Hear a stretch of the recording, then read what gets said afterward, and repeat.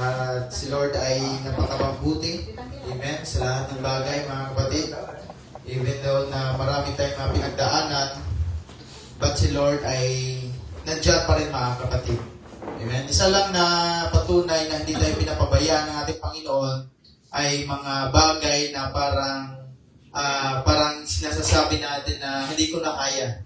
Amen. Mga bagay na dumadating sa buhay natin na parang isang pagsubok na parang hindi na natin kaya. So, yun yung panahon at yung time na yun, mga kapatid, na tayo ay dapat ay manalangin. Amen? Hallelujah! Kailan ba tayo manalangin, mga kapatid? Amen? Sa time na parang wala na tayong ganang manalangin. Amen? Yung dapat na parang, kasi ang Diablo ang nag-ano sa atin eh. Ang Diablo ang nagsasabi palagi sa atin na huwag kang manalangin. Amen? Doon mo dapat gawin yung mga kapatid na manalangin ka dapat, mga kapatid. Kasi ang Diablo, siya nagsasabi nga, you are not worthy. Amen. Dapat ang gagawin mo, maging worthy ka sa harapan ng ating Panginoon. Amen. Minsan tayo, mga kapatid, ay nakadanas din na parang wala nang ganang magsimba. Amen. Hallelujah. Nakaranas ba tayo ng mga ganyang kapatid? Ibig sabihin, mga kapatid, nandiyan yung Diablo. Amen. Yun yung time na dapat ay tayo ay magsimba. Kasi alam natin na parang nare-recognize natin kung sino yung kaaway, yung Diablo, at sino yung Panginoon na pinaglilingkuran natin. Amen? Hallelujah? Ako ay nagpapasalamat, mga kapatid, sa oras na ito ay ako ay binigyan ng panahon na makapagsalita. Amen? Sa oras na ito. Amen? At naway si Lord ay magbigay ng karunungan. Amen? Hallelujah? At revelation sa ating mga kapatid na mas maintindihan pa natin ang salita ng Panginoon. Amen? At sabi ko nga na dapat tayo mag-interpret ng salita ng Panginoon ay hindi dapat natin ito dadalhin sa nakaraan. Amen? Hindi dapat natin ito dadalhin sa future. Dapat ang salita ng Panginoon, ito ay ma-apply sa presente. Amen? Naniwala ba tayo mga kapatid? Amen? At ito tayo magpo-focus, mga kapatid, sa ganitong isang palaisipan. Amen? At simulan ko ito sa Romans 8:28. Amen? Hallelujah. Hindi ako nakapag-prepare ng mga kapatid ng PowerPoint. Amen? At meron naman ang mag-guide sa atin at mga tech na pwedeng mag-flash ng mga bagay na ito. Amen? Hallelujah. Sa Romans 8:28, amen? Sabi dito, mga kapatid, and we know that all things work together for good. Amen. Lahat ng bagay ay merong purpose. Niwala ba kayo, mga kapatid? Amen? Lahat ng dumating sa atin, problema, amen, parang mga bagay na walang solusyon, lahat yan ay merong purpose. Amen. Hallelujah. To them that love God, to them who are the called according to His purpose. Amen. Hallelujah. Ibig sabihin, mga kapatid, ang mga bagay nito, nagkakaroon ng purpose, mga kapatid, yung mga tinawag ng ating Panginoon at yung nagmamahal sa Kanya. Amen? Pero kung yung mga wala sa Kanya at hindi niya tinawag, ay mga bagay na yan ay walang kabuluhan. Amen. Pero tayo ay tinawag ng ating Panginoon, lahat ng mga bagay na dumadating sa atin ay merong kabuluhan. Amen. For whom He did foreknow. Amen? He also did predestinate to be conformed to the image of His Son, that He might be the firstborn among many brethren. Amen? For whom He did foreknow. Ibig sabihin, mga kapatid, pag sinabing for whom He did foreknow, ikaw ay hindi ka pa nag-exist, mga kapatid. Amen? Nasa kaisipan ka na ng ating Panginoon. Ikaw ay tinawag na before the foundation of the world. Amen. Sabi pa dito, He also did predestinate to be conformed to the image of His Son. Sino ba yung Son nito, mga kapatid? Si Jesus Christ. That He might be the firstborn, many brethren. Ang purpose natin, mga kapatid, is to conform, to be conformed, na maging kawangis ng ating Panginoon. Hindi natin purpose, mga kapatid, na pumunta ng heaven. We are from heaven. Kahit anong mangyayari, tayo ay babalik sa ating Panginoon. Hindi natin purpose na pumunta ng heaven. Purpose natin natin ay maging kawangis ng ating. Amen.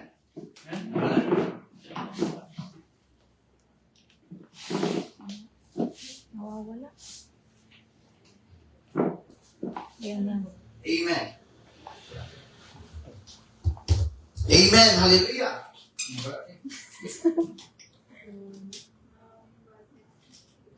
Nakasarge ba yan? Amen.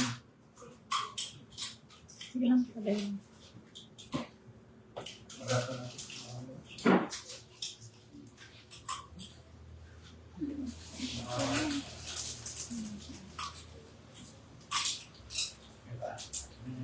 Sayang din sila broadcast. Amen. Hindi naka-search. Hindi, sige, good niya. Naka-Facebook live lang siya. Sige.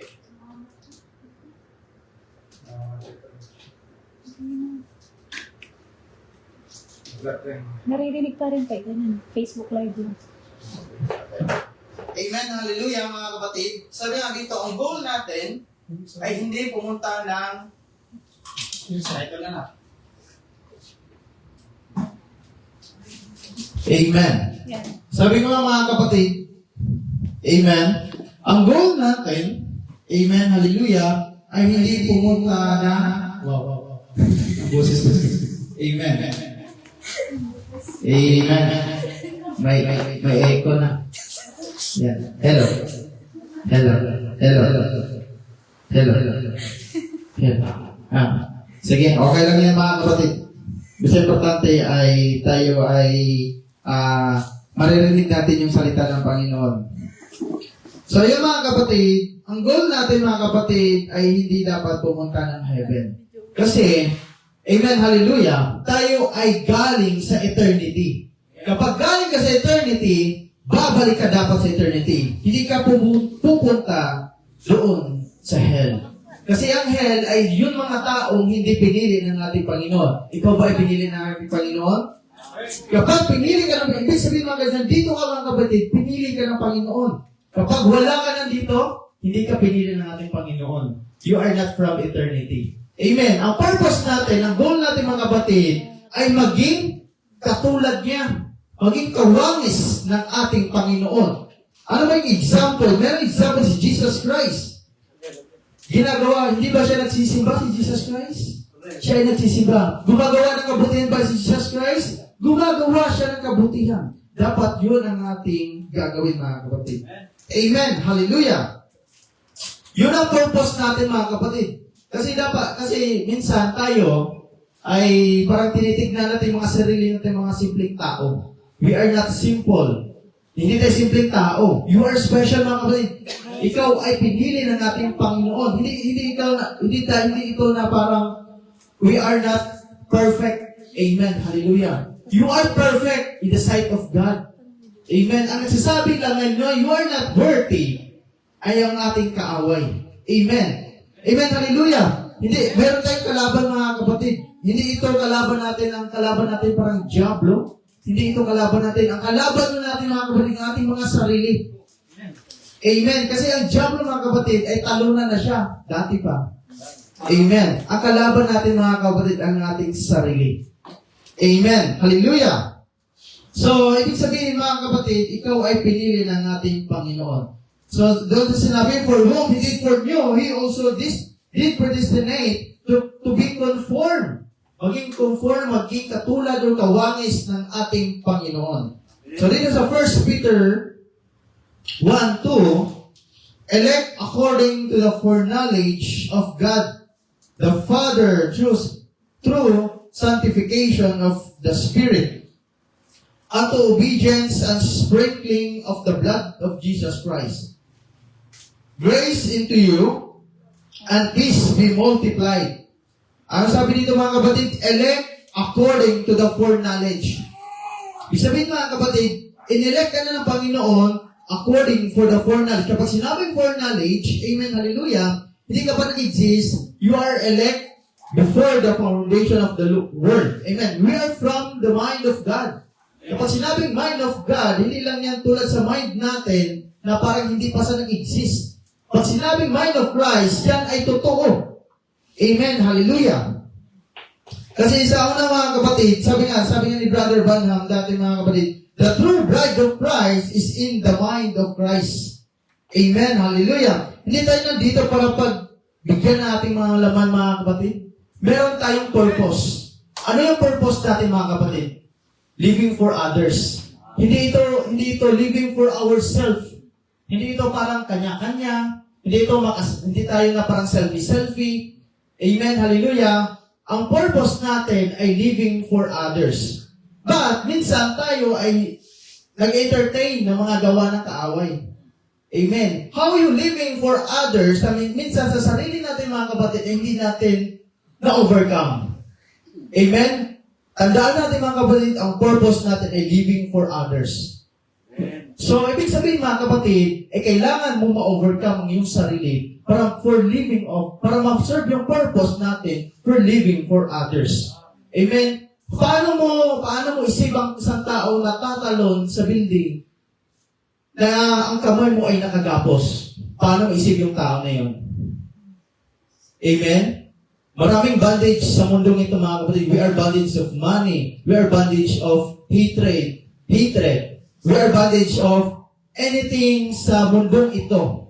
Tandaan mga kapatid, ay meron tayong purpose. At ikaw ay tinawag natin Panginoon before the foundation of the world. Palakpakan natin Panginoon mga kapatid. Amen. Hallelujah. So, yun mga kapatid, for whom He did foreknow, He also is predestined to be conformed. Ibig sabihin mga kapatid, kapag pinili ka ng ating Panginoon, dapat ay prepare ka. Dapat ready ka. Amen. Ibig sabihin mga kapatid, hindi tayo na namumuhay dito sa mundong ito na paupo-upo lang. Hindi tayo namumuhay sa mundong ito na tayo ay nasa bahay lang. Si Jesus Christ nasa bahay ba? Si Jesus Christ ay paupo-upo lang ba? Siya ay gumagawa. Siya ay ginampanan niya yung scripture. Amen. Hallelujah. Amen. Hallelujah. At kapag pinili ka, for example mga kapatid, kapag meron kang isang gamit, amen, binili mo sa mall, of course. Kapag binili mo yun, amen, anong purpose ng gamit na yun? For example, itong panyo na ito, binili mo ito mga kapatid, anong purpose na ito? Amen. Anong purpose na ito? Ito ay display lang? Ito ba ay parang sa bulsa lang? Anong gagawin? Anong purpose nito? Ito ay pangpunas. Di ba? Pangpunas lang siya. Ibig sabihin, na-serve yung purpose ng gamit na ito. Yun tayo mga kapatid. Kapag hindi tayo prepare at hindi tayo ready para magpapagamit sa ating Panginoon, parang isang simpleng basahan ka lang. Hindi ka parang panyo na mayroong purpose. Lahat ng bagay, mga kapatid, ay may purpose. Sabi na isang verse, all things work together for good. Amen. Hallelujah. Sabihin, may purpose ang lahat ng bagay. Ikaw, mga kapatid, may purpose ka, mga kapatid. So, magbasa tayo sa propeta. Sabi nga dito, mga kapatid, may sinabi ang propeta, let us be glad and rejoice and gave honor to him. For the marriage of the Lamb is come, and his wife has made herself ready. Made herself ready. Dapat ay ready ka mga kapatid. I could preach on that till midnight and not have till it look. His wife hath made herself ready. Dapat ay ready tayo. Kapag sinabing wife mga kapatid, kapag kasado ka na, hindi ka na dapat sinusuyo. Kapag sinabing wife ka ng kapatid, meron kang trabaho. Yung dati, of course, nililigawan ka pa. Amen. Parang, in relationship ka pa. Amen. You are fiancé pa. Amen. Hallelujah. Yan, okay lang yung mga kapatid. Kapag ikaw ay wife na ng Christ, dadalhin natin sa literal. Kapag kayo ay wife na mga kapatid, anong ginagawa nyo sa bahay? Amen. Nagtatrabaho tayo sa bahay. Amen. Ginagawa natin yung mga gampanin natin sa bahay. Amen. Ibig sabihin, hindi lang tayo paupo-po. Kapag wife ka na ng Christ, handa ka magpapagamit sa ating Panginoon. Palakpakan natin Panginoon. Amen.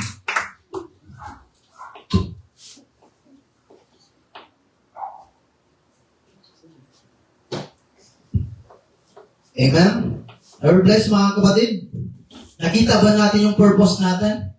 Amen. Hallelujah. So, isa pang verse mga kapatid. Sabi dito, Colossians 1:13, who hath delivered us from the power of darkness and hath translated us into the kingdom of His dear Son. Pag sinabing darkness, we are from darkness. Of course, we are from sex birth. Amen. Hallelujah. Kapag sinabing sex birth, mga kapatid, pinanganak ka na ay makasalanan, mga kapatid. Amen. But we translated, amen, us into the kingdom of their Son. Amen. Ibig sabihin, mga kapatid, pag sinabing darkness, lahat yan ay sex birth, lahat ay old thoughts, old nature, old character. Those are from darkness. Lahat ng mga inisip natin ay old thoughts. Amen. Magbabasa tayo ng message. Amen. Sabi na ni Brother Branham, mga kapatid, minsan kasi ang mundo ngayon ay parang, kasi uso na ngayon yung mga natatawag natin ng depression, nauso na kasi yung mga tinatawag natin na tawag ito, anxiety. Amen. Hallelujah. Alam niyo ang depression, mga kapatid, ito ay mga taong namumuhay sa nakaraan. Pag sinabing anxiety, mga taong namumuhay sa future. That's why ang tao ay nawawala sa presente. Amen. Hallelujah. Maraming napapakamatay, mga ganyan. Kasi inisip nila yung mga nagawa nila sa nakaraan at inisip nila yung mga ang mangyayari sa future. That's why yung tao ay nawawala sa presente. Amen. We are parang namumuhay sila pero patay na. Amen. Hallelujah. But yun ang old creation natin. Parang inisip natin dati ay yung mga old thoughts, old creation. Amen. Yung mga nagawa natin dati. Amen. Hallelujah. Kapag lagi mo inaisip, mga kapatid, alam mo na yun kung sino yung nagpapaisip sa iyo, mga kapatid. Kasi sinasabi na ng Panginoon, you are justified. You are sanctified. Amen. Ikaw ay malinis na sa harapan ng ating Panginoon. Ang nagsasabi lang na sa iyo na you are not worthy, ang diablo. Amen. Hallelujah. Pag sinabing sanctified, mga kapatid, ay justification by faith, ikaw ay kahit isa ay wala kang ginawa ng ating Panginoon. Kinalimutan ng ating Panginoon. Hindi yun na parang mga kakilala natin na kapag meron tayong nagawa sa kanila, amen, parang pinapatawad nga tayo, pero hindi nila nakakalimutan yung ginawa na niya. Amen. Amen. Hindi ganun ang ating Panginoon. Talagang malinis ka sa harapan ng ating Panginoon. Kapag sinabing sanctification by faith, amen, ibubukod ka at ilalayo ka sa mga influence ng mundong ito. Gumagawa ka na dapat ng mga gawain ng panglangit, mga kapatid. Palapakan natin, Panginoon. Sabi dito, mga kapatid, Amen. ni Brother Branham, sa ano to? Amen. Putting the old, ibaba mo. Amen. Yan, sige. Ay, taas. Amen. Taas pa. Amen. Yan. 75. Amen. Sabi dito, putting the old scripture with the experience that Jesus was giving to her. What did it do? It made the Messiah, and did you notice quickly? Her sins were forgiven because at the beginning, she was redeemable. Ibig sabihin, mga kapatid, pinatawad kaagad ng ating Panginoon. Ito ang yung story ng Bible, mga kapatid, yung isang prostitute na nilinis ng ating Panginoon. Grabe ang ginawa ng babaeng iyon. Pero, yung babae na yun, ay at the beginning, sa simula pa lang, mga kapatid, ay nasa kaisipan na ng ating Panginoon. Kaya pinatawad siya ng ating Panginoon. Ganon din tayo, mga kapatid. We are from the mind of Christ before the foundation of the world. Kaya hindi tayo pinapabayaan natin, Panginoon. Kasi pinili ka na. Amen. Sabi nga sa verse na yun, mga kapatid, Amen. For whom He did for you. Amen. We are from mind of Christ before pa, mga kapatid. Sabi dito, mga kapatid, she was redeemable. Kapag sinabi redeemable, mga kapatid, yung yung mga taong yung mga taong i-redeem niya. Ibig sabihin, kapag sinabing redeem mga kapatid, yung sayo.